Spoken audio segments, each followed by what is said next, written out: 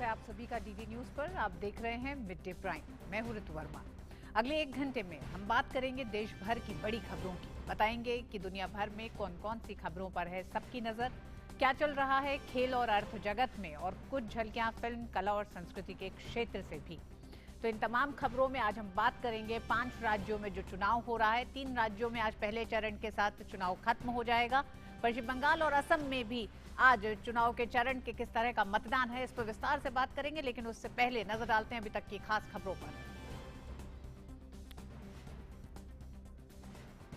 तमिलनाडु, केरल और पुडुचेरी विधानसभा की सभी सीटों पर मतदान जारी। पश्चिम बंगाल और असम में तीसरे चरण के लिए लोग कर रहे हैं अपने मताधिकार का प्रयोग। पश्चिम बंगाल में चौथे चरण का प्रचार अभियान। प्रधानमंत्री ने की कूच बिहार में चुनावी रैली।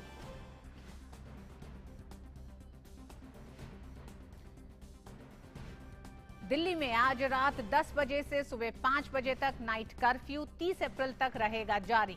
देश भर में एक दिन में रिकॉर्ड टीकाकरण। 43 लाख लोगों तक बीते 24 घंटे में पहुंचा टीकाकरण कवरेज। बीते दिन के मुकाबले नए संक्रमित मामलों में कमी, तकरीबन 96,000 नए मामले हुए दर्ज।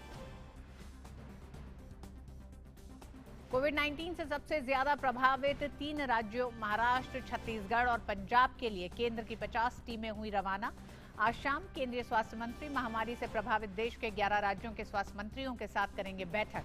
14 अप्रैल तक चलने वाला कोविड नियंत्रण जन भागीदारी का अभियान का होगा आगाज।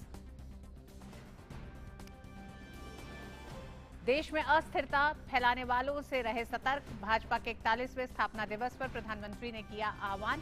कहा कि कृषि सुधार सहित अन्य सुधार कानूनों पर राजनीतिक लाभ के लिए गढ़े जा रहे हैं फेक नैरेटिव, फैलाए जा रहे हैं भ्रम।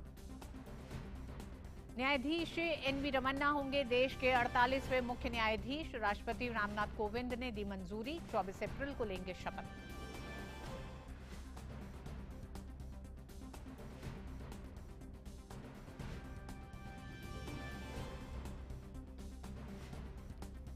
रूस के विदेश मंत्री सर्गेई लावरोव भारत की 2 दिवसीय यात्रा पर। विदेश मंत्री एस जयशंकर से की मुलाकात। द्विपक्षीय संबंधों को लेकर दोनों नेताओं के बीच हुई चर्चा।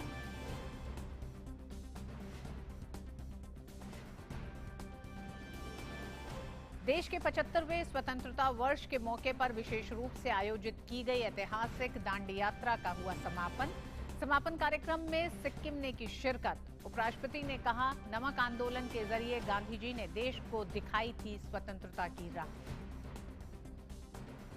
और आइए सबसे पहले बड़ी खबरों पर नजर डालते हैं।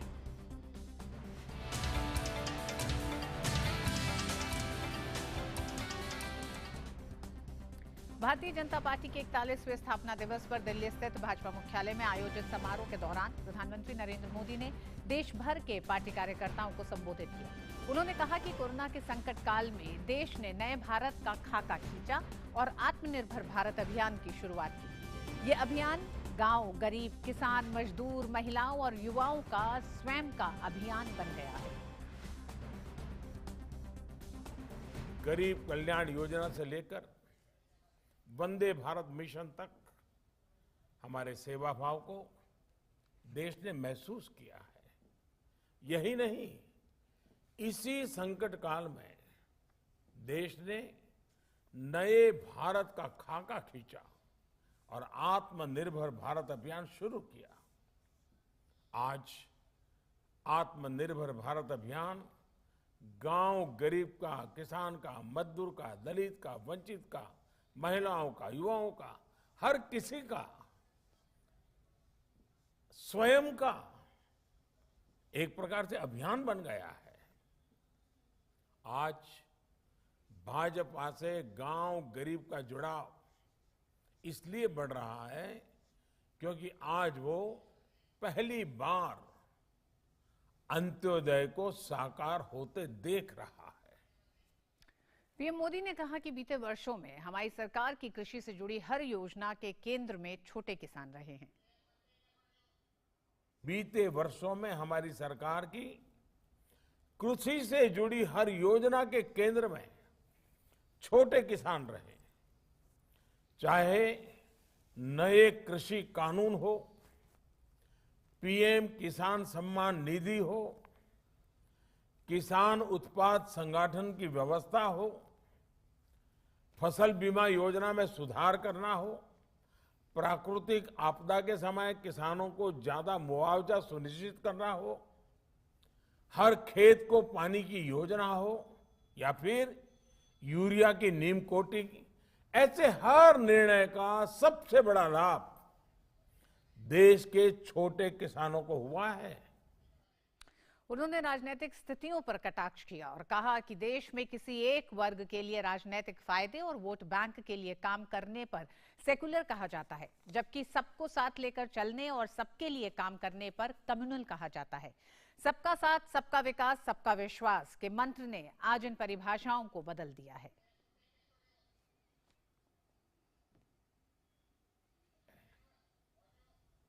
आज गलत नैरेटिव बनाए जाते हैं, कभी सीए को लेकर, कभी कृषि कानूनों को लेकर, कभी लेबर लॉ को लेकर। बीजेपी के प्रत्येक कार्यकर्ता को समझना होगा कि इसके पीछे सोची समझी राजनीति है। ये एक बहुत बड़ा षड्यंत्र है। इसका मतलब है देश में राजनीतिक अस्थिरता पैदा करना।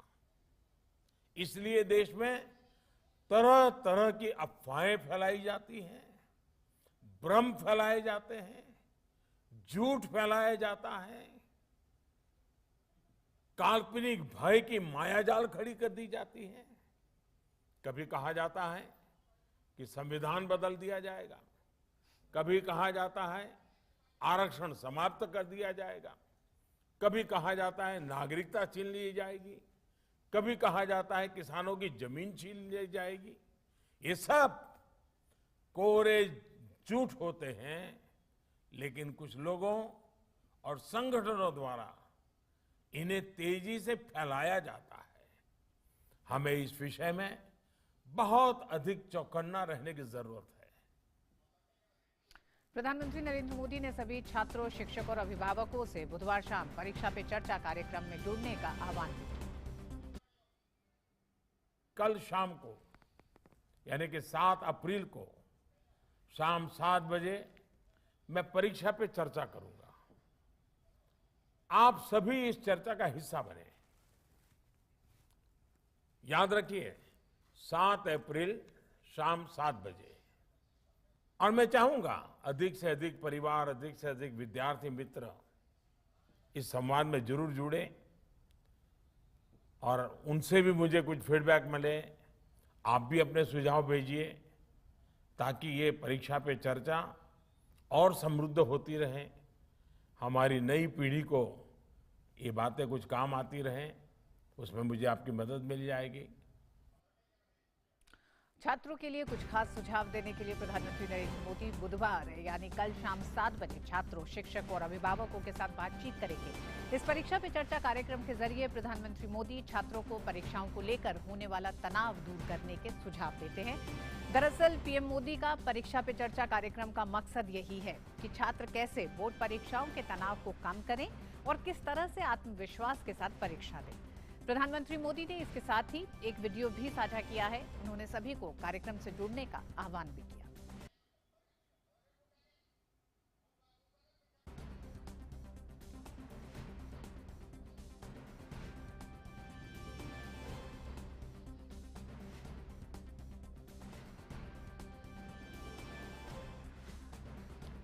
परीक्षा पे चर्चा कार्यक्रम कल शाम 7 बजे है और प्रधानमंत्री ने एक बार फिर आह्वान किया है। आज भी भारतीय जनता पार्टी के स्थापना दिवस के मौके पर बोलते हुए उन्होंने एक बार फिर इस तरह का आह्वान छात्रों, अभिभावकों और शिक्षकों से किया है कि कल शाम 7 बजे वो प्रधानमंत्री के साथ इस परीक्षा पे चर्चा पे जरूर जुड़े। और आइए अब बात करते हैं ताजा खबर की। देश के 5 राज्यों में हो रहे विधानसभा चुनाव में आज का दिन मतदान के लिहाज से काफी अहम है। आज तमिलनाडु की सभी 234 सीटों, केरल की सभी 140 सीटों और पुडुचेरी की 30 सीटों के लिए जनता अपने मताधिकार का प्रयोग कर रही है। वहीं पश्चिम बंगाल की 31 सीटों यानी कि तीसरे चरण का मतदान है और असम की 39 सीटों के लिए, जो कि तीसरा और अंतिम चरण का आज मतदान असम के लिए भी है, वहां पे भी वोटिंग लगातार जारी है। सीटों के लिहाज से आज यहां मतदान हो रहा है। तमिलनाडु की कुल 234 सीटों के लिए कुल 3,998 उम्मीदवार चुनावी मैदान में हैं, जिसमें से 411 महिला प्रत्याशी हैं, जबकि थर्ड जेंडर के 2 उम्मीदवार हैं।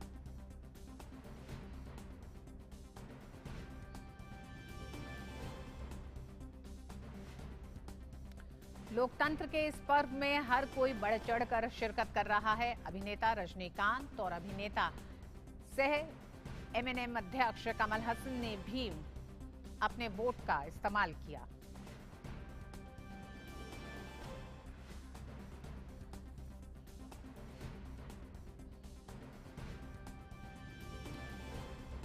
और अभिषेक झा हमारे साथ जुड़ गए हैं तमिलनाडु की चुनावी हलचल पर और बात करने के लिए। अभिषेक, हमने देखा दशकों से तमिलनाडु की राजनीति में चेहरे हावी हुआ करते थे। इस बार उन चेहरों के अभाव में क्या वो जगह मुद्दों ने ले ली है, जाति ने ले ली है? कौन से ऐसे मुद्दे रहे जो हावी रहे?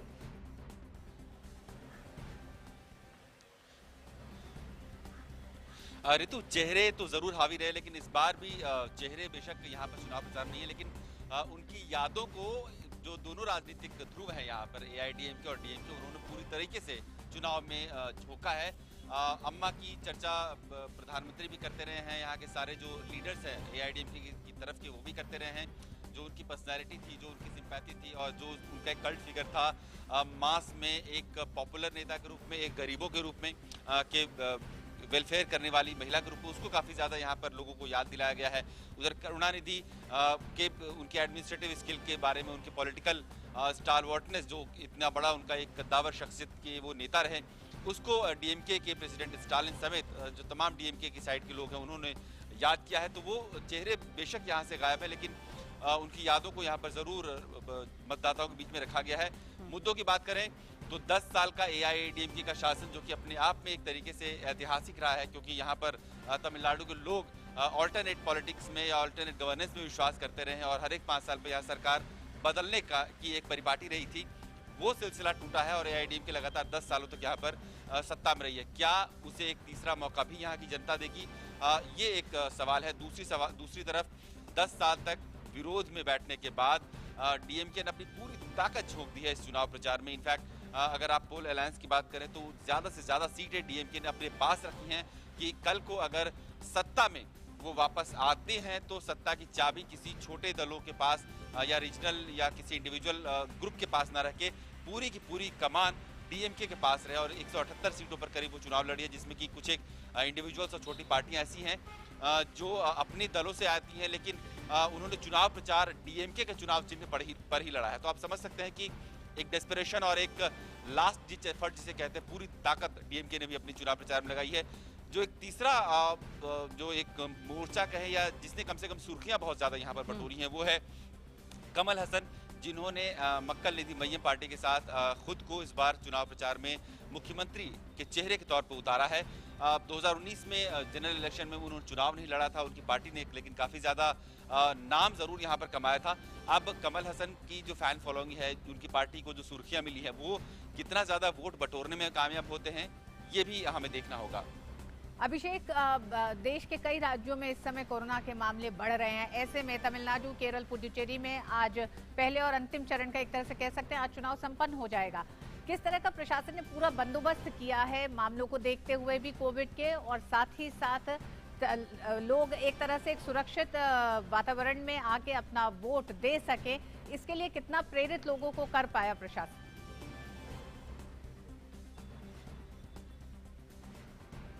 देखिए, चुनाव आयोग की तारीफ करनी होगी कि ये दूसरा चुनाव है एक तरीके से कहें। पहला चुनाव बिहार इलेक्शन था, जहां पर कोरोना के दरमियान ही जो वो विधानसभा के चुनाव हुए, तो वहां भी प्रशासन ने पूरी तरह से अपनी तरफ से जो भी इंतजाम कर सकते थे वो किए थे।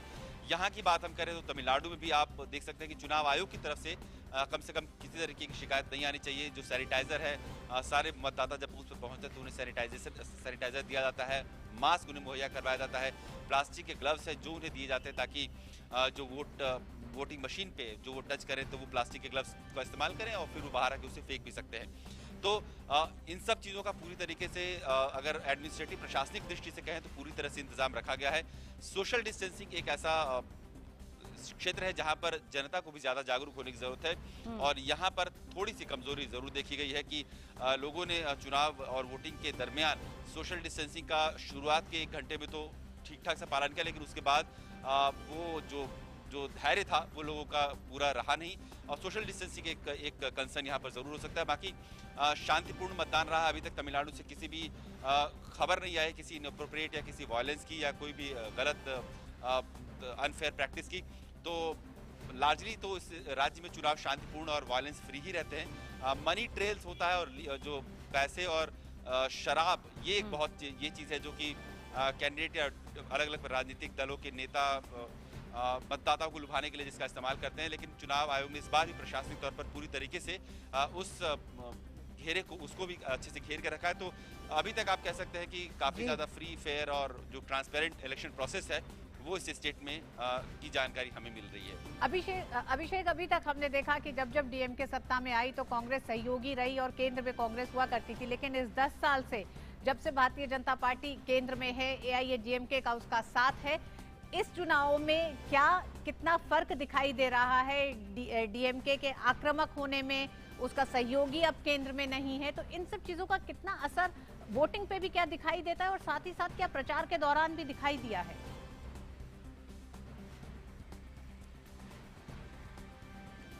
देखिए 10 साल तक स्टालिन विरोध में बैठे हैं अपने सदन में, तो निश्चित रूप से 68 साल के स्टालिन के लिए अब एक तरीके से मौके खत्म हो रहे हैं कि जब वो मुख्यमंत्री बन सकते हैं। करुणानिधि की पूरी विरासत उन्होंने अपने हाथों में ली है और एक तरीके से मुख्यमंत्री पद का जो दावेदार है वो उसकी पार्टी में वो खुद को मानते हैं।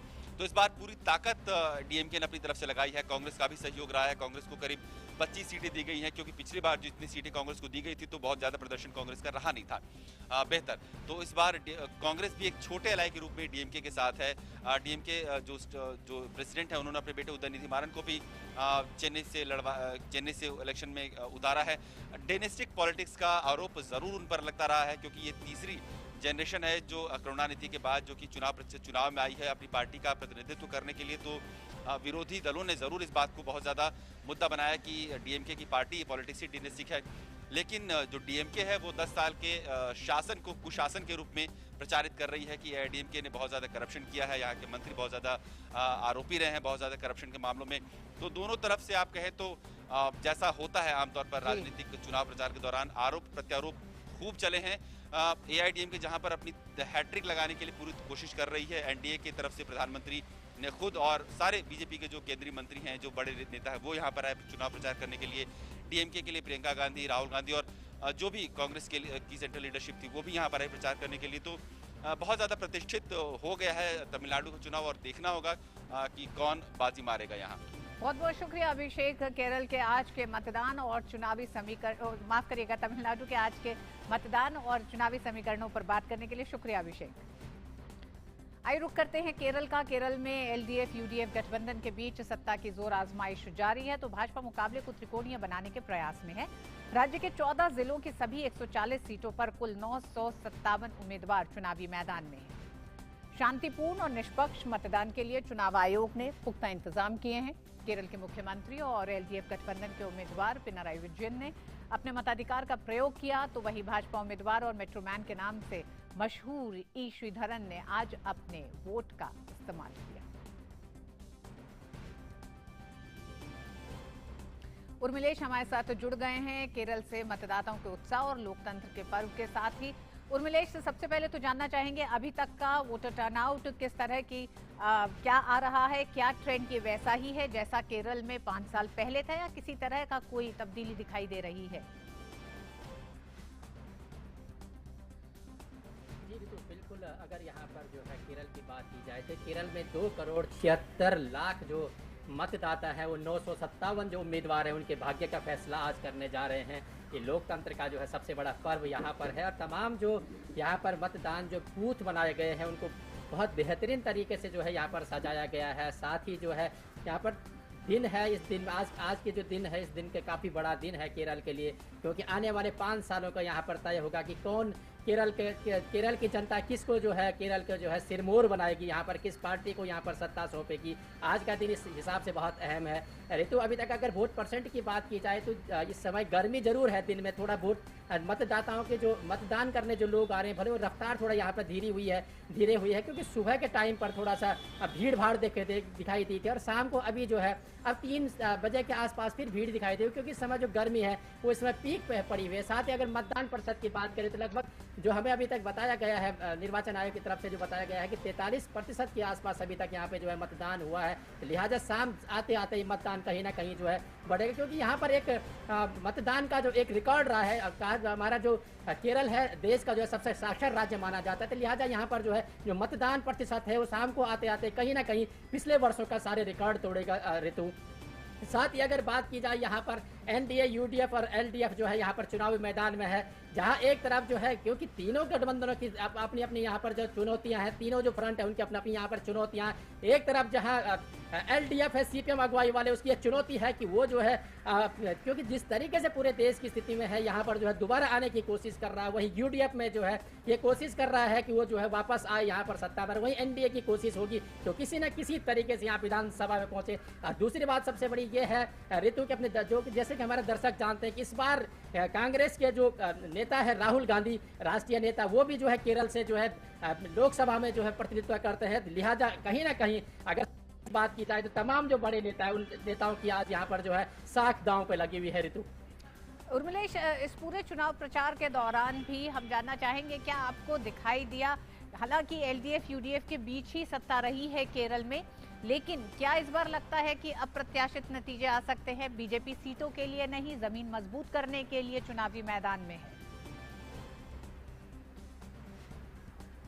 बिल्कुल ऋतु, अगर जैसे कि पिछले दिनों की बात की जाए तो केरल का जो ट्रेंड रहा है, हमारे दर्शक भी जानते हैं कि सिर्फ एक बार यहाँ पर सत्ता रिपीट हुई थी, वरना जो है यहाँ पर कभी यूडीएफ रहा है, कभी एलडीएफ रहा है। इस बार का जो चुनाव है, इस बार के चुनाव को जो है सबसे अलग तरीके से देखा जा रहा है, क्योंकि एनडीए ने यहाँ पर जो है जिस तरीके से ताल ठोकी है, तो कहीं ना कहीं जो यहाँ के राजनीतिक पंडित हैं वो उस तरीके से इसका विश्लेषण कर रहे हैं कि त्रिकोणीय मुकाबला होकर कई सारी सीटों पे जो है बहुत कांटे की टक्कर भी देखने को मिलेगी। इस तरीके से अगर बात की जाए यहाँ पर, वही ऋतु में बता रहा था अपने दर्शकों को कि यहाँ पर जहाँ यूडीएफ की कोशिश है कि वो सत्ता में वापस आए, क्योंकि जिस तरीके से लेफ्ट का जो है पूरे देश के हिसाब से अगर देखा जाए तो धीरे धीरे उनका जो जनाधार है बिल्कुल सिमटता हुआ चला जा रहा है। वहीं अगर दूसरी तरफ यूडीएफ की बात कि केरल में कहीं ना कहीं सरकार बनाए, और ये चुनौती जो है एनडीए के सामने भी है कि एनडीए किसी न किसी तरीके से केरल विधानसभा में अधिक से अधिक संख्या में पहुंचे। जी उर्मिलेश, आपकी आवाज बीच बीच में हम तक नहीं पहुंच रही। जी कहें आप अपनी बात पूरी करें। तो कहीं ना कहीं इन तीनों फ्रंटों में देखना है कि सत्ता इस समय जो है किस किस जो है हाथ लगती है, और साथ ही जनता जो है, क्योंकि अब ईवीएम में जो है तमाम जो 957 जो उम्मीदवार उनकी किस्मत का जो है फैसला 2 तारीख को होना है। तो ये देखना है कि केरल में जनता किसको अपना सिरमौर बनाती है। अब उर्मिलेश, भ्रष्टाचार के मामले पर भारतीय जनता पार्टी की इस पूरे चुनाव में केरल में ये एक तरह से ये रणनीति रही, ये कोशिश रही जनता के बीच ये बताने की कि एलडीएफ यूडीएफ दोनों भ्रष्टाचार को लेकर किस तरह से एक दूसरे के प्रति खामोशी इख्तियार करती हैं। ऐसे में मेट्रोमैन को सामने रखना भारतीय जनता पार्टी के लिए क्या इस चुनाव में किसी बड़े बदलाव, कोई बड़ा बदलाव सामने आ सकता है इससे? जी ऋतु, बिल्कुल। जब यहाँ पर जो है लगभग 1 महीने से मैं देख रहा हूँ कि किस तरीके से यहाँ पर जो है तमाम जो राजनीतिक दल हैं, उन राजनीतिक दलों ने जो है अपने अपने जो वादे थे जनता के बीच में रोके। अगर उनके संकल्प पत्र, घोषणा पत्रों की बात की जाए, इस समय की सबसे बड़ी बात यह है क्योंकि तीनों फ्रंट यहाँ पर मजबूती के साथ चुनाव लड़ रहे थे। एलडीएफ जहाँ अपने 5 सालों के कामों को लेकर के जनता के बीच में जा रहा था, तो वही जो है एनडीए जो है केंद्र से लेकर के तमाम जो यहाँ पर भ्रष्टाचार के मुद्दे थे उनको उठा रहा था। केंद्र ने जो विकास किया है उन विकास कार्यों के साथ साथ यहाँ पर जो एलडीएफ एलडीएफ के भ्रष्टाचार थे उनको उठा रहा था। साथ ही यूडीएफ कह रहा था कि हमने जो है आगे जो 5 साल के लिए हम जो करेंगे, तो उसके घोषणा पत्र की अपनी बात कर रहा था। तो लिहाजा तमाम जो घोषणा पत्र थे यहाँ पर ऋतु, उन सब के घोषणा पत्र में कहीं ना कहीं भ्रष्टाचार के जो था वो केंद्र बिंदु था। साथ ही विकास एक सबसे बड़ा यहाँ पर मुद्दा था, रोजगार था, और साथ ही जो तमाम जो स्वास्थ्य सेवाएं हो या बिजली पानी जैसे स्थानीय मुद्दे भी सबके घोषणा पत्र में देखे गए। ये बात जरूर है कि ये देखना सबसे बड़ी दिलचस्प वाली बात होगी कि मेट्रो मैन जिन्होंने की जो मेट्रो का जो मेट्रो मैन के नाम से जो आप कह रहे थे, हर काम इन्होंने बिफोर टाइम किया है। इस बार ये सबसे बड़ी देखना होगा कि एनडीए की जो ट्रेन है वो केरल में किस तरीके से जो है दौड़ाते हैं। ये आने वाला 2 मई ही बताएगा। देतु उर्मिलेश, कांग्रेस के लिए कितनी बड़ी चुनौती है? राहुल गांधी वायनाड से चुनाव लड़के 2019 की लोकसभा सीट उन्होंने चुनी केरल से ही, और अब कांग्रेस के लिए ये चुनाव क्या एक तरह से लिटमस टेस्ट की तरह से भी हो सकता है? राहुल गांधी का वहां से सांसद होना, वो रायबरेली छोड़कर वहां गए थे। जी तो बिल्कुल, जैसे कि मैंने अपने दर्शकों को बताया कि एक तरफ जहां कांग्रेस का जो जनाधार है वो धीरे धीरे सिकुड़ता चला जा रहा है। बहुत कम राज्यों में यह कांग्रेस रही हुई है। लिहाजा केरल से जहां कांग्रेस के जो राष्ट्रीय नेता है राहुल गांधी, उनकी साख कहीं ना कहीं दांव पर लगी हुई है, क्योंकि इस बार देखा गया कि राहुल गांधी ने यहाँ पर जो है कमर बिल्कुल कस करके प्रचार किया, ताबड़तोड़ यहाँ पर रैलियां की है, ऐसे ही यहाँ पर रोड शो किया है। कई सारे मुद्दे और वादे जो है अपने घोषणा पत्र में यहाँ केरल की जनता के लिए जो है कहे हैं, कई सारे वादे किए हैं। लिहाजा ये देखना होगा कि आने वाले समय में जो है क्या परिणाम यहाँ से निकलेगा। ऋतु बिल्कुल उर्मिलेश, कई तरह के प्रयोग किए गए हैं, देखना होगा कि जनता उन प्रयोगों में कितना अपना विश्वास दिखाती है। बहुत बहुत शुक्रिया इस पूरी जानकारी के लिए केरल से। और आइए रुक करते हैं पुडुचेरी का। पुडुचेरी में भी मतदान केंद्रों पर तेजी से मतदान जारी है। विधानसभा चुनाव के लिए भी 30 सीटों पर 324 उम्मीदवार मैदान में हैं। राज्य में कुल मतदाता 10,04,197 है, जिसमें महिला मतदाता 5,31,431 है। मतदान के लिए कुल 1551 पोलिंग स्टेशन बनाए गए हैं। नीरज हमारे साथ पुडुचेरी से जुड़ गए हैं चुनावी मुकाबले पर बात करने के लिए। नीरज, अभी तक का एक तरह से अभी तक का मतदान कैसा रहा है और कौन से बड़े मुद्दे हैं पुडुचेरी में? देखिए ऋतु, अगर मतदान की बात करें तो मतदान का जो परसेंटेज है वो काफ़ी उत्साहजनक है, और पिछली बार जिस तरह का मतदान हुआ था वैसा ही टर्नआउट देखने को मिल रहा है। करीब 40% के आसपास जो मतदान है वो मुद्दों की अगर हम ऋतु बात करें तो कई सारे मुद्दे हैं जो पुडुचेरी विधानसभा जो चुनाव है उसको प्रभावित करेंगे, जिसमें एक सबसे बड़ा जो मुद्दा है वो डेवलपमेंट का मुद्दा है कि यहाँ के जो लोग हैं वो चाहते हैं कि पुडुचेरी का जो विकास है वो और ज़्यादा होना चाहिए, क्योंकि एक टूरिस्ट डेस्टिनेशन है ये, और बड़ी संख्या में देश दुनिया के जो लोग हैं वो पुडुचेरी आते हैं। तो उस हिसाब से जो सुविधाएं हैं वो यहाँ पर नहीं है, तो वो वैसी सुविधाएं यहाँ होनी चाहिए।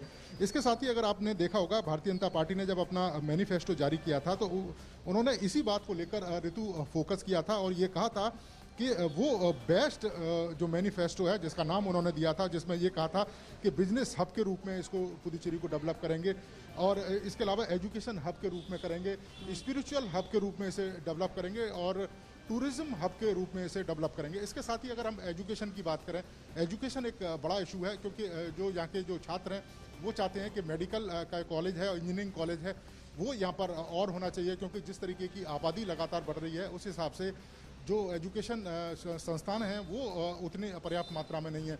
इसके साथ ही राज्य का जो दर्जा देने की जो मांग है वो लगातार कांग्रेस पार्टी है वो उसका जिक्र करती रही है। अपने मैनिफेस्टो में उन्होंने इसका जिक्र किया, यहाँ तक कि भारतीय जनता पार्टी की जो सहयोगी है एनआर कांग्रेस, जो जिसमें रंगास्वामी जिसका प्रतिनिधित्व कर रहे हैं, वो अपने मैनिफेस्टो में इस बात का जिक्र करते हैं कि अगर उनकी पार्टी सत्ता में आएगी तो वो पूर्ण राज्य का दर्जा दिलाने के लिए कोशिश करेंगे। तो ये तमाम मुद्दे हैं जिनके आधार पर जो पुडुचेरी विधानसभा चुनाव है वो प्रभावित हो रहा है। आपको बता दूं ऋतु कि दूसरे राज्यों से यहाँ का चुनाव थोड़ा इस मामले में डिफरेंस है, क्योंकि यहाँ जाति धर्म और उसके आधार पर चुनाव नहीं लड़ा जाता। यहाँ पर जितने भी जो मतदाता हैं वो काफी जागरूक हैं और वो ये देखते हैं कि कौन सी पॉलिटिकल पार्टी है, कौन सा जो लीडर है वो उनकी आकांक्षाओं पर खरा उतरेगा, कौन लीडर है जो पुडुचेरी के विकास में ज़्यादा महत्वपूर्ण भूमिका निभा सकता है, कौन सी पॉलिटिकल पार्टी है जो यहाँ पर स्थायित्व दे सकती है। तो ये तमाम मुद्दे हैं ऋतु जो पुडुचेरी विधानसभा चुनाव में प्रभावित करेंगे। और पीछे आप देखें अगर बड़ी संख्या में सुबह 7 बजे से ही यहाँ पर कतार लगना शुरू हुई है और जो अभी तक कतार लगी हुई है तो ये बताती है कि लोकतंत्र के इस पर्व में पुडुचेरी के लोग कितने बढ़ चढ़ कर हिस्सा ले रहे हैं, ताकि जो जनप्रतिनिधि ये चुनेंगे निश्चित तौर पर इनकी उम्मीदों पर खरा उतरे, निश्चित तौर पर उन उम्मीदों पर खरा उतरे जिसका ये विकास पुडुचेरी के अंदर चाहते हैं। और चुनाव आयोग ने इसके लिए तमाम तरह के प्रयास भी किए हैं। जैसा कि अभी आपने देखा होगा विजुअल में एक ऑटो अंदर आता दिखाई दिया, जो दिव्यांग जन है उनके लिए विशेष तरह की व्यवस्था की गई है। व्हील चेयर यहाँ पर उपलब्ध हैं। सभी जितने लोग हैं जागरूक हैं। आप देखेंगे फेस पे सभी लोगों ने मास्क लगा रखा है और चुनाव आयोग की जो कोरोना गाइडलाइन है उनका पूरी तरीके से जो पालन है वो यहाँ पर किया जा रहा है। तो आप कह सकते हैं कि जो वोटिंग टर्नआउट है पिछले 5 सालों से ज्यादा हो सकता है, जिस तरीके से लोग निकलकर मतदान केंद्रों पर पहुंच रहे हैं। ऋतु जी हाँ, बिल्कुल नीरज। चुनाव पूर्व जो राज्यों में चुनावी समीकरण होते हैं, गठबंधन होता है और खासकर जिस तरह के गठबंधनों के साथ जो खींचतान होती है उस तरह का भले ही वो माहौल पुडुचेरी में न दिख रहा हो, लेकिन पुडुचेरी की जनता भी जागरूक है। वो लगातार सुबह से वोट करने के लिए निकली है, अपने हकों के लिए, अपने लिए उन सुविधाओं को तलाशने के लिए जो राजनीतिक दलों ने उनसे वादा किया। बहुत बहुत शुक्रिया नीरज पूरी जानकारी के लिए। और मिड डे प्राइम में वक्त एक छोटे से ब्रेक के बाद रुख करेंगे पश्चिम बंगाल और असम के आज के मतदान का।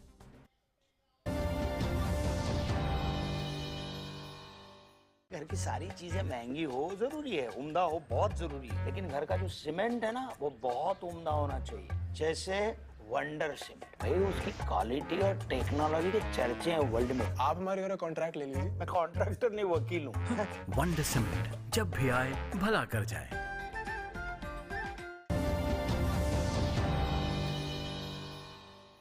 और 5 राज्यों के चुनाव में दक्षिण के राज्यों के बाद आइए सीधे रुख करते हैं पश्चिम बंगाल का। पश्चिम बंगाल की बात करें तो यहाँ तीसरे चरण में 3 जिलों दक्षिण 24 परगना, हावड़ा और हुगली की 31 सीटों पर मतदान हो रहा है। मतदान को निष्पक्ष और शांतिपूर्ण तरीके से संपन्न कराने के लिए सभी प्रशासनिक व्यवस्था को चाक चौबंद कर दिया गया है।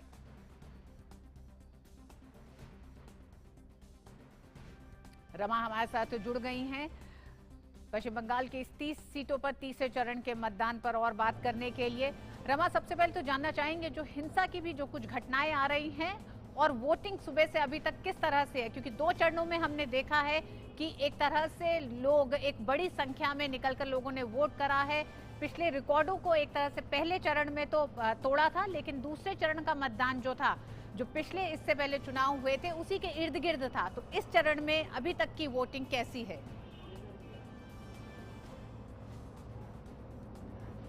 देखिए ऋतु, अगर इस चरण की वोटिंग की बात करते हैं तो सुबह मतदाता काफ़ी बड़ी संख्या में यहाँ पर निकले थे और बड़ी बड़ी कतारें यहाँ पर समय से पहले दिखाई दे रही थी पोलिंग बूथ्स पर। इस वक्त क्योंकि देख सकते हैं कि यहाँ पर जो मौसम है वो थोड़ा गर्म है, इसके अलावा ह्यूमिड भी है, तो लोग कम आ रहे हैं, लेकिन फिर भी लोग आ रहे हैं। आपको दिखाई दे रहा होगा कि मतदाता यहाँ पर, अगर मैं अपने कैमरा पर्सन अयूब खान से कहूँ कि मतदाता अभी भी यहाँ पर हैं और अपने मतदान के अधिकार का प्रयोग करने के लिए निकल रहे हैं और धीरे धीरे करके मतदाता आ रहे हैं। और जिस तरह से लग रहा है कि अभी पारा थोड़ा कम होता है तो लोग और ज़्यादा निकलकर यहाँ पर आएंगे। लेकिन 11 बजे की अगर वोटिंग की बात करते हैं, वोटिंग के अगर हम पैटर्न की बात करते हैं तो ये पहले और दूसरे चरण की तर्ज पर ही दिखाई दे रही थी। अभी कुछ स्लो इसमें दिखाई दे रहा है, लेकिन उम्मीद की जा रही है कि जिस तरह से पारा कम होगा तो लोग आएंगे। और सबसे बड़ी बात यह है कि यहाँ पर लोग अवेयर काफ़ी हैं अपने मताधिकार के प्रति। जिस तरह से देखते हैं केवल इन 2 चरणों में ही नहीं, अगर पिछला मतदान प्रतिशत पिछले चुनावों का भी देखते हैं तो लोग बड़ी संख्या में यहाँ पर निकल कर आते हैं। ग्रामीण इलाकों में भी, शहरी इलाकों में भी लोगों में जागरूकता बहुत है। और कोविड के प्रति भी अगर हम कहें, आप देख सकते हैं कि ये जो बुजुर्ग महिला हैं, देखिए गर्मी के बावजूद और स्वास्थ्य के बावजूद बुजुर्ग महिला अपने घर से मतदान के लिए आई हैं और मतदान कर्मी उनको सहायता कर रहे हैं। तो ये इलेक्शन कमीशन के चुनाव इंतजाम भी यहाँ पर काफ़ी पुख्ता हैं, जिसकी वजह से लोग यहाँ पर आ रहे हैं और लोगों का उत्साह तो चरम पर दिखाई दे रहा है। आप देख सकते हैं कि कितनी बुजुर्ग ये महिला हैं और स्वास्थ्य की भी उनको थोड़ी सी परेशानी है, लेकिन चुनाव आयोग ने बुजुर्गों के लिए विशेष प्रबंध भी किए हुए हैं और कुछ फैसिलिटी दी गई है, लेकिन वो उसकी परवाह नहीं कर रहे हैं, वो बाहर निकल कर आ रहे हैं। तो ये भी अपने आप में एक मिसाल है और उम्मीद की जा रही है कि पहले और दूसरे चरण के प्रतिशत की तरह इस बार भी जो मतदान का प्रतिशत है वो बढ़ेगा। कोविड प्रोटोकॉल का पूरी तरह से पालन किया जा रहा है। सभी मतदाता आप देख सकते हैं कि अपने घर से ही मास्क पहन कर आए हैं और जो लोग मास्क नहीं भी पहन कर आए हैं तो उनके लिए अगर चुनाव आयोग के इंतजाम हम आपको दिखाना चाहें तो यहाँ पर सैनिटाइजर है, मास्क है, मास्क भी यहाँ पर मौजूद हैं और ग्लव्स यहाँ पर मौजूद हैं। मतदान से पहले मतदाताओं को ग्लव्स जरूर दिए जा रहे हैं।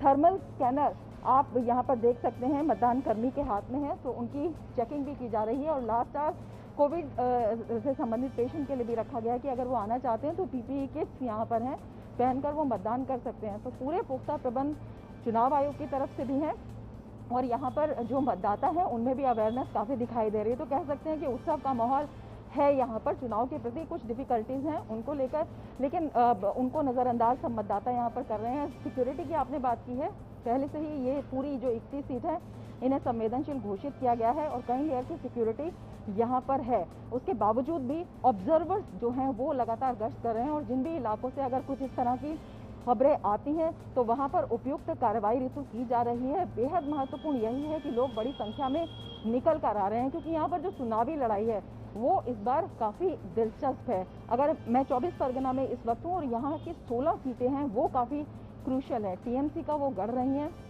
2011 के बाद।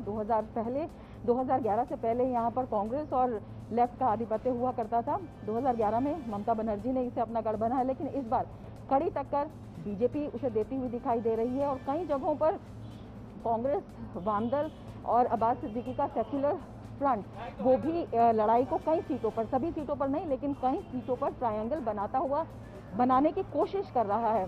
परिणाम क्या होगा ये 2 मई को आने के बाद पता लगेगा, लेकिन फिलहाल बेहद नेक टू नेक फाइट जिसे कही जा सकती है और बेहद रोचक लड़ाई भी इसे कहा जा सकता है। जी हाँ, बिल्कुल। पश्चिम बंगाल की राजनीति में इस बार के चुनाव में हर चरण बेहद महत्वपूर्ण है। रमा, अभी तक की जानकारी के लिए बहुत बहुत शुक्रिया। केंद्रीय मंत्री प्रकाश जावड़ेकर ने पश्चिम बंगाल के उलुबेरिया में टीएमसी नेता गौतम घोष के घर से कल रात वीवीपैट और ईवीएम मशीन पाए जाने पर तृणमूल कांग्रेस पर हमला बोला है। उन्होंने कहा कि इस समय ये मुद्दा काफी गंभीर है क्योंकि उलुबेरिया में अभी मतदान जारी है। भाजपा ने चुनाव आयोग से इस मामले में पूरी जांच की मांग की है। टीएमसी की एक और हरकत पश्चिम बंगाल में सामने आई है। उलुबेरिया चुनाव क्षेत्र में टीएमसी के एक नेता गौतम घोष के घर से 4 ईवीएम मशीन और 4 वीवीपैट मशीन्स जब्त हुए हैं। ये मशीन्स इलेक्शन ड्यूटी पर रखी कार से आए थे। वहां चुनाव है, इसकी गंभीरता को हम समझ सकते हैं और इसलिए चुनाव आयोग ने तुरंत कुछ कार्रवाई की है कि वो मशीन यूज नहीं करेंगे और वो संबंधित अधिकारी को सस्पेंड किया है, लेकिन इससे भी ज्यादा इसकी जांच होने की जरूरत है। तो हमारी मांग है कि इलेक्शन कमीशन खुद डिटेल में इसकी जांच करे और आवश्यक कड़ी कार्रवाई करे, क्योंकि ये साधारण अपराध नहीं है, ये चुनाव प्रक्रिया के साथ एक तरह से धांधली का व्यवहार है और इसलिए इसकी अलग जांच होनी चाहिए। और आइए चुनाव में आगे बढ़ते हैं। असम में भी तीसरे चरण में 40 विधानसभा सीटों पर आज मतदान जारी है। राज्य में आखिरी चरण का मतदान है और इसके साथ ही राज्य में चुनावी प्रक्रिया पूरी हो जाएगी। राजेश राज जुड़ गए हैं असम से हमारे साथ तीसरे और अंतिम चरण के मतदान पर और बात करने के लिए। राजेश, अभी तक का मतदान कैसा है और साथ ही साथ इस चरण की अहमियत दोनों ही राजनीतिक पार्टियों के लिए, मुद्दों के लिहाज से, राजनीतिक समीकरणों के लिहाज से और पिछला जो चुनावी इतिहास था उस तरह से कितनी है? देखिए, 2 चरणों की तरह है इस चरण में भी बम्पर वोटिंग जो है वो दिखाई पड़ रही है और लगातार चुनाव आयोग की तरफ से जो इंतजामात किए गए हैं वह भी काबिल तारीफ है। आप हमारे पीछे देख सकती हैं कि ये लगातार जो है टेम्परेचर मापने का काम जो है वो किया जा रहा है। सुरक्षा के कड़े बंदोबस्त हैं। इसके अलावा सैनिटाइजर जो है सैनिटाइज करने की कोशिश की जा रही है, हाथ में ग्लव्स दिए जा रहे हैं और तमाम सुरक्षा के कड़े बंदोबस्त के बीच चुनाव आयोग ने जिस तरीके का इंतजामात किया है, एक भारी, हम कह सकते हैं कि सुबह से ही भारी हुजूम देखने को मिल रहा है मतदान केंद्रों पर। खास करके महिलाएं जो हैं वो बड़ी तादाद में मतदान केंद्रों पर आई हैं उमड़ कर और वो वोटिंग के लिए पहुंच रही हैं। धूप अब कड़ी हो चली है, इसके बावजूद महिलाओं के पहुंचने का जो सिलसिला है, आप देख सकते हैं कि ये छाता लगाकर बूढ़ी अम्मा जो हैं ये वोटिंग करने के लिए यहाँ मतदान केंद्र पर पहुंची हैं।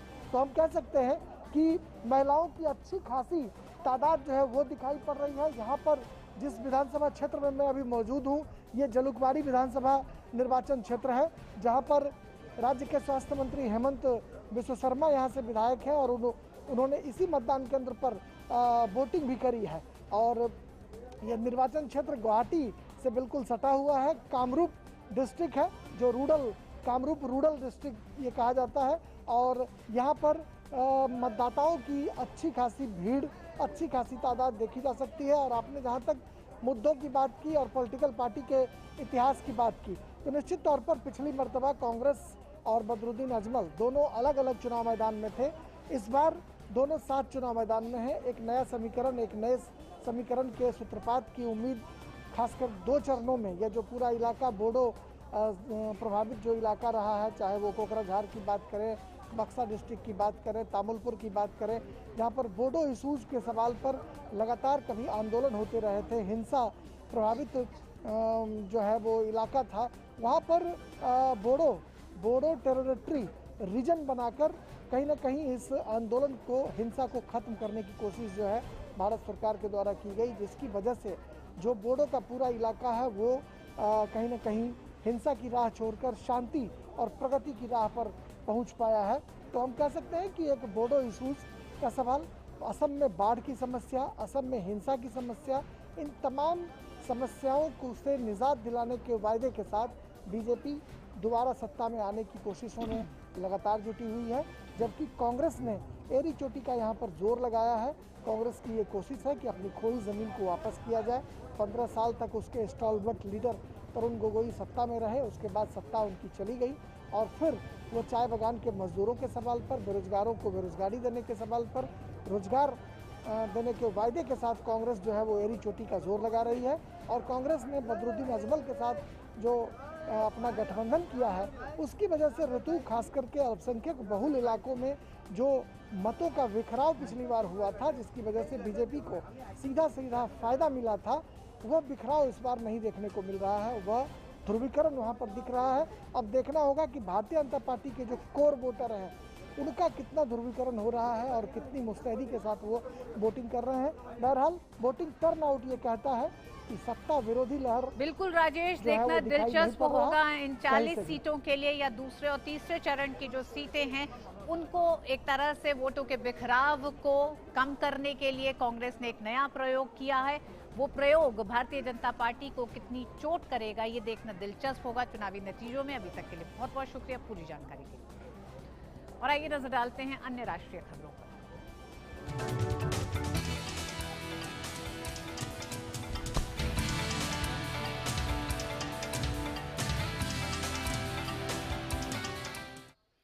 कोरोना के बढ़ते मामलों को देखते हुए दिल्ली सरकार ने नाइट कर्फ्यू लगाने का ऐलान किया है। दिल्ली में रात 10 बजे से सुबह 5 बजे तक नाइट कर्फ्यू लागू होगा।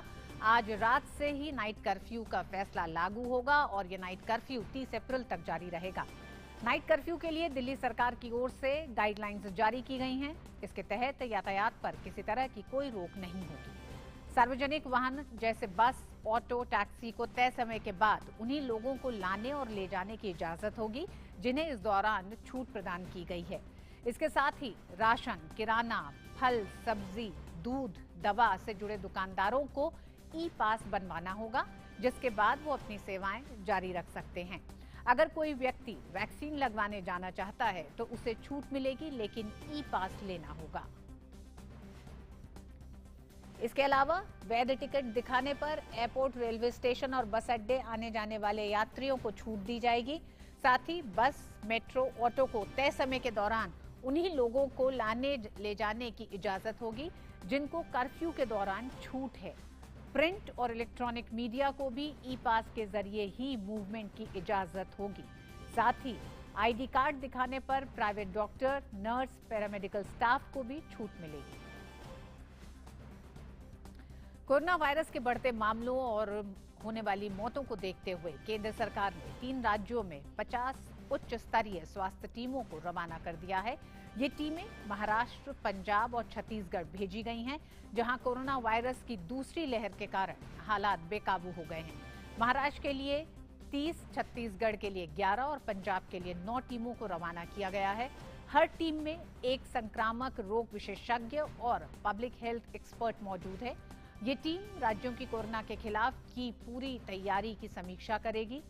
इसमें टेस्टिंग, सर्विलांस और कंटेनमेंट जोन की व्यवस्था की समीक्षा शामिल है। साथ ही राज्यों में कोरोना संबंधी नियमों के पालन और अस्पताल में मौजूद व्यवस्थाओं पर यह टीम निगाह रखेगी। सुप्रीम कोर्ट के जज जस्टिस एन.वी. रमन्ना देश के 48वें मुख्य न्यायाधीश होंगे। राष्ट्रपति रामनाथ कोविंद ने उनके नाम को मंजूरी दी है। जस्टिस रमन्ना वर्तमान मुख्य न्यायाधीश एस.ए. बोबड़े के बाद सुप्रीम कोर्ट के दूसरे वरिष्ठतम जज हैं। वर्तमान मुख्य न्यायाधीश एस.ए. बोबड़े का कार्यकाल 23 अप्रैल तक है। 24 अप्रैल को नवनियुक्त जस्टिस रमन्ना शपथ लेंगे। 24 मार्च को वर्तमान चीफ जस्टिस एस.ए. बोबड़े ने उनके नाम की सिफारिश सरकार को भेजी थी।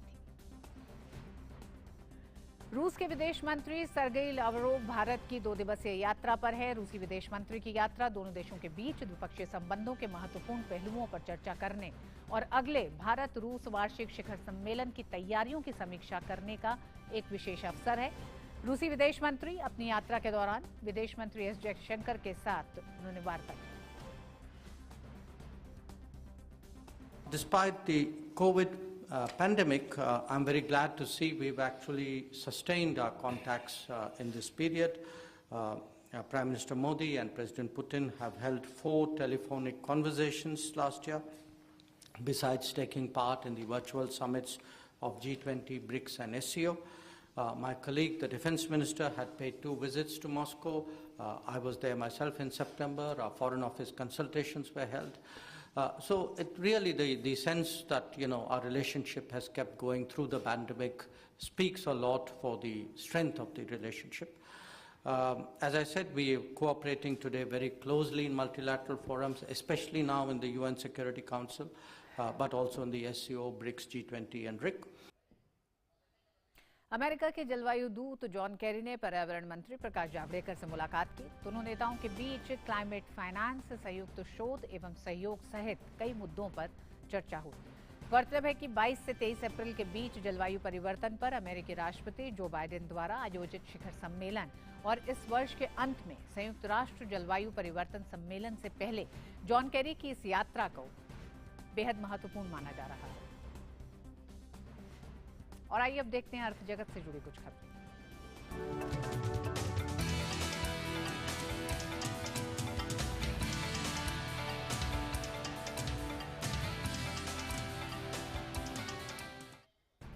और सीधे जुड़ गए हैं हमारे साथ हमारे साथी सहयोगी अजय मिश्र शेयर बाजार के और खबरों के साथ।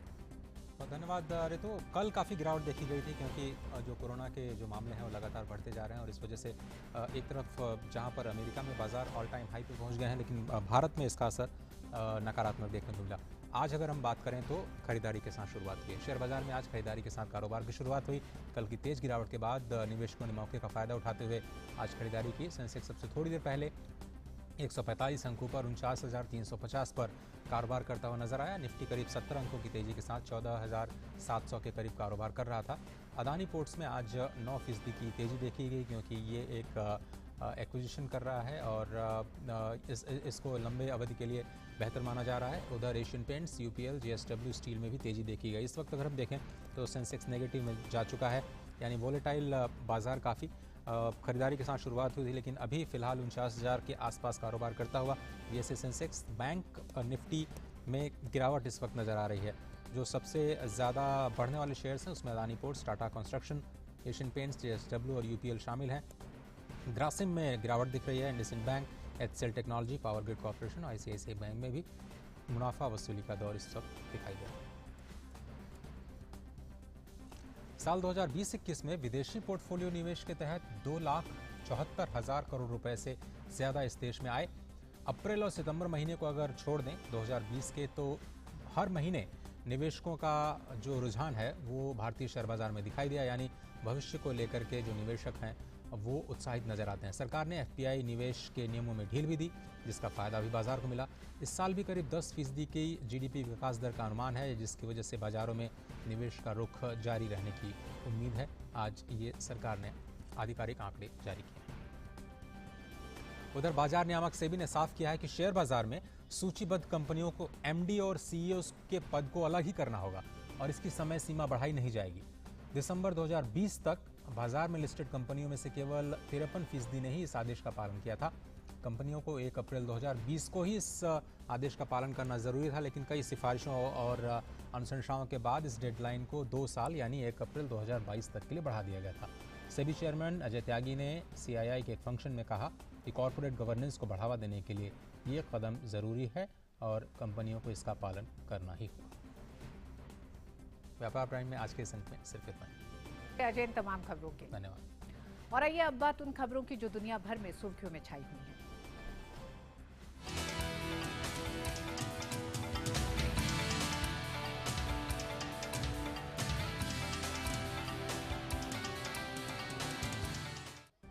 और दुनिया में कोरोना के कहर पर एक नजर। पुर्तगाल में कोरोना के कारण लंबे समय से लगे लॉकडाउन के नियमों में ढील दी जा रही है। लोगों को फिर से अपनी गतिविधियां सुचारू तौर पर शुरू करने की इजाजत मिल गई है। ढील दिए गए नियमों में हेयर सैलून, बुक शॉप और स्कूल फिर से खुल गए हैं। साथ ही सरकार ने कल से कैफे, रेस्टोरेंट और जिम को भी फिर से खोलने की अनुमति दे दी है। पुर्तगाल में जनवरी में सख्त लॉकडाउन लागू किया गया था ताकि कोरोना के मामलों पर अंकुश लगाया जाए। मार्स मिशन के तहत नासा ने एक कदम और आगे बढ़ा दिया है। मंगल की सतह पर अमेरिकी स्पेस एजेंसी नासा का इंजेन्यूटी हेलीकॉप्टर ने लैंड करने के बाद मंगल पर अपनी पहली सर्द रात सफलतापूर्वक बिता ली है। साथ ही ये दूसरे ग्रह की धरती पर उतरने वाला पहला रोटरक्राफ्ट बन गया है।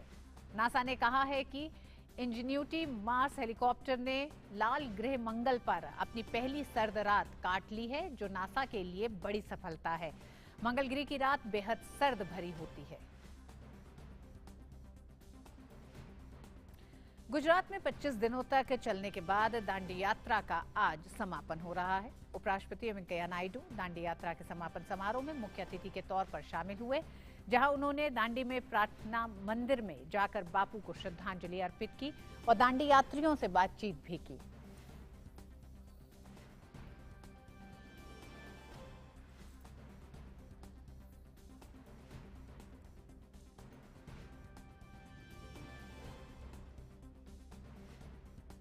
उपराष्ट्रपति वेंकैया नायडू ने सैफी विला जाकर नमक सत्याग्रह स्मारक का भी दौरा किया और वहां आगंतुक पुस्तिका में अपने विचार साझा किए। साथ ही उपराष्ट्रपति दांडी यात्रा के समापन समारोह पर आयोजित सांस्कृतिक कार्यक्रम में भी उपस्थित रहे। भारत की स्वतंत्रता के 75 साल पूरे होने पर आजादी के अमृत महोत्सव के तहत प्रधानमंत्री नरेंद्र मोदी ने 12 मार्च को अहमदाबाद के साबरमती आश्रम से दांडी यात्रा को रवाना किया था। उपराष्ट्रपति वेंकैया नायडू ने दांडी यात्रा के समापन समारोह पर कहा कि आजादी का ये अमृत महोत्सव स्वाधीनता संग्राम के नागरिकों के लिए सम्मान प्रकट करता है। हमारी आजादी के 75 वर्ष पूरे होने को आए हैं। आजादी राष्ट्र के इतिहास में अमृतमय घटना थी, जिसको याद करने के लिए आज हम अमृत महोत्सव मना रहा है। इस 75 वर्षों के दौरान देश के नागरिकों ने अपनी प्रतिभा और पुरुषार्थ से राष्ट्र के लिए अमृत का मंथन किया है। यह अमृत महोत्सव उनकी उपलब्धियों का गौरव करने लायक है। यह महोत्सव हमारा स्वाधीनता संग्राम के नायकों के त्याग और तपस्या के प्रति कृतज्ञ सम्मान प्रकट करने के लिए है। यह महोत्सव उनके द्वारा स्थापित राष्ट्रवादी आदर्शों को प्रति खुद को समर्पित करने के लिए है। और आइए अब बात करते हैं खेल जगत की कुछ खबरों की।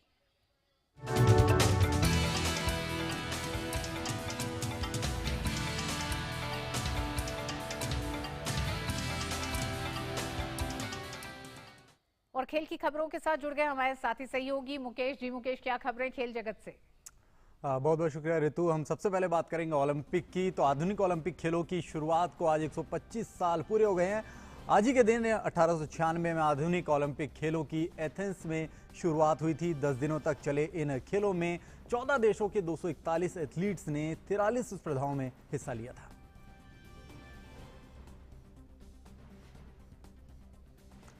वहीं फुटबॉल की बात करें तो English club West Ham United ने इंग्लिश प्रीमियर लीग में वॉल्वरहैम्पटन वंडर्स को रोमांचक मुकाबले में 3-2 से हरा दिया है। वेस्ट हैम ने मैच के 6 मिनट में ही बढ़त बना ली। क्लब के लिए लिंगार्ड ने पहला गोल करने में सफलता पाई। 8 मिनट बाद ही पाब्लो फार्नेल्स ने गोल करके वेस्ट हैम की बढ़त को दोगुना कर दिया। मैच के 38वें मिनट में बोवेन ने गोल करके वेस्ट हैम की बढ़त को 3-0 कर दिया। 3 गोल से पीछे चल रही वॉल्वरहैम्पटन ने मुकाबले में वापसी करने की कोशिश तेजी से की। मैच के 44वें मिनट में लिएंडर ने वॉल्वर्स के लिए पहला गोल किया। फाबियो सिल्वा ने 68वें मिनट में गोल करके स्कोर लाइन 3-2 कर दिया। इसके बाद मुकाबले में और कोई गोल नहीं हो सका और वेस्ट हैम ने मैच को अपने नाम का अंक तालिका में चौथा स्थान हासिल कर लिया है।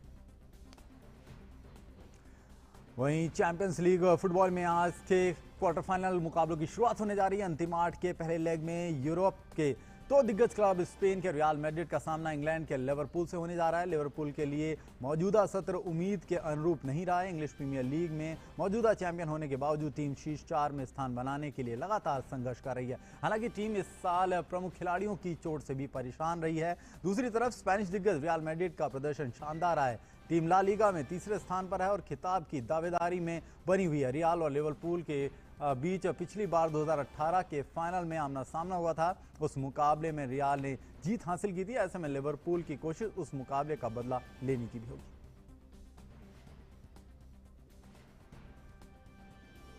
वहीं भारतीय महिला फुटबॉल टीम को उज्बेकिस्तान के खिलाफ मैत्री मैच में 0-1 से हार का सामना करना पड़ा है। दोनों ही टीमों को कई मौकों पर मौके मिले, लेकिन उज्बेकिस्तान ने 87वें मिनट में मुस्ताना शोइनिच की मदद से गोल कर मैच को अपने नाम कर लिया।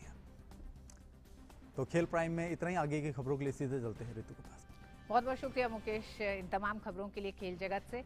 और मिड डे प्राइम से मैं अनुमति लेने से पहले एक बार फिर हम आपसे कहना चाहेंगे कि जिस तरह से हमने देखा पिछले साल कोरोना की पहली लहर में हम सभी लोगों ने हमने कोरोना के उन तमाम दिशा निर्देशों का पालन करते हुए, चाहे वो मास्क लगाना हो, 2 गज की दूरी हो या फिर लगातार हाथ धोना, सैनिटाइजर का इस्तेमाल करना, इन तमाम चीजों को एक बार फिर बेहद जरूरी तरीके से करने की जरूरत है, क्योंकि कोरोना की इस दूसरी लहर में यही चुनौती सबसे बड़ी है। और इसका मुकाबला करने के लिए हमें और आपको घर से निकलते समय रोज मास्क पहनना और इन तमाम चीजों का ध्यान रखना बहुत जरूरी है।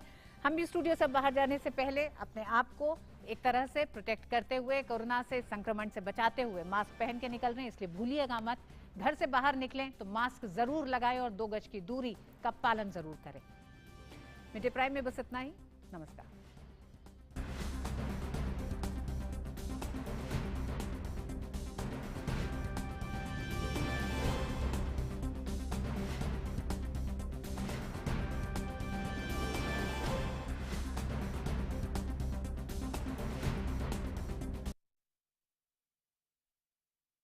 ज्वलंत मुद्दे, जनता के सरोकार, एक नया भारत बनाने का इरादा मन में है। देश के अंदर एक ऐसा वातावरण जब बन रहा है कि लोगों को शुभा है। रंगे हाथ पकड़ने के बाद कितनी जोर से शोर मचाई जा सकती है। बेबाक अंदाज में पक्ष विपक्ष से सवाल।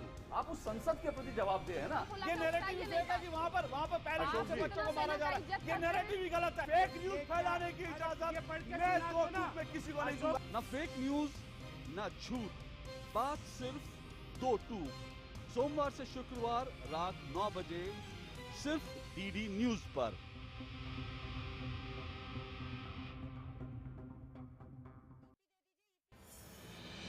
दवाई भी कड़ाई भी का मंत्र लिए वैक्सीनेशन की चल रही है लहर, गांव-गांव, शहर-शहर। लेकिन जब इतना किया है सब्र, तो थोड़े और समय रखें कोरोना पर कड़ी नजर। ना छोड़ें 2 गज दूरी, सैनिटाइजेशन और मास्क की सावधान डगर।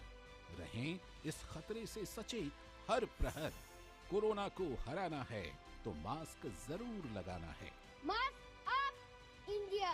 दवाई भी कड़ाई भी, और इसीलिए जब भी अपने घर से बाहर निकलें अपने मुंह और नाक को ढक के रखें। Mask up India.